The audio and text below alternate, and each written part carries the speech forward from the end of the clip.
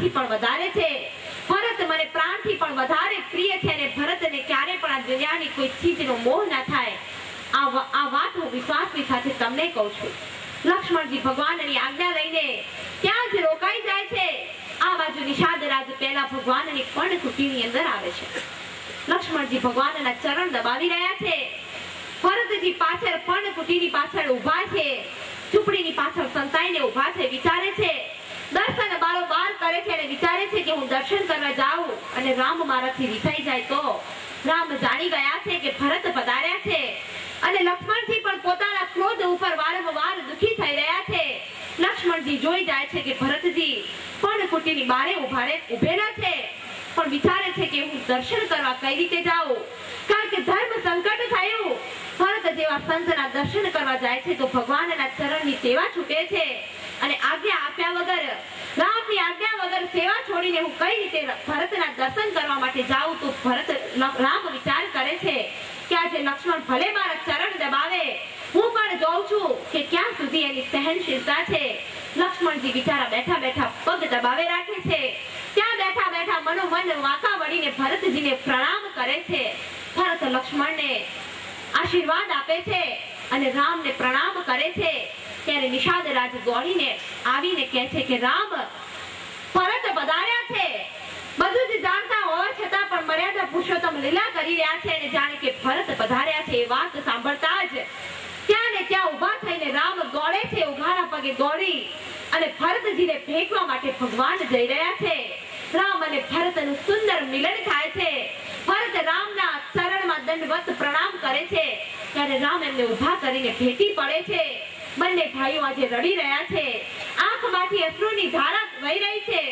ભક્ત અને ભગવાનનું મિલન થાય છે અને આ રીતે રામ અને ભરત ખાસી વાર સુધી રડી રહ્યા છે. ભરતજી પ્રેમના માર્યા કશું બોલી નથી શકતા અને રામના ચરણમાં માથું રાખીને વારંવાર રડી રહ્યા છે. સીતાજીને પ્રણામ કરે છે. બધા જ ભાઈઓ એકબીજાને મળે છે. શત્રુઘ્ન રામના દર્શન કરે છે અને આ રીતે રામ અને ભરતનું સુખદ મિલન થાય છે. ભરત અને રામના દર્શન કરવા જતા રસ્તામાં બહુ મોટી તકલીફો નડી. ઘણા જ લોકોએ ભરતને રોકવાના પ્રયત્ન કર્યા, પણ સંત એ છે જે પરમાત્માના મિલન માટે જતા રસ્તામાં રોકાય નહીં અને આ ભરતના લીધે આજે આખી અયોધ્યાની પ્રજાઓને પણ રામના દર્શન થઈ ગયા. એટલે જ સંતો કહે છે કે સંતના શરણમાં જવાથી જીવન અસલી રીતે જીવતા શીખાય છે. સંતના શરણમાં જવાથી જીવનની અંદર પરમાત્માની પ્રાપ્તિ થાય છે.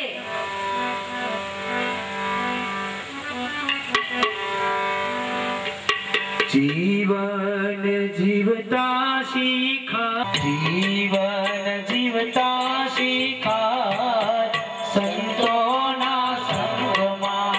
જીવન જીવતા શીખા સંતોના સંગમાં.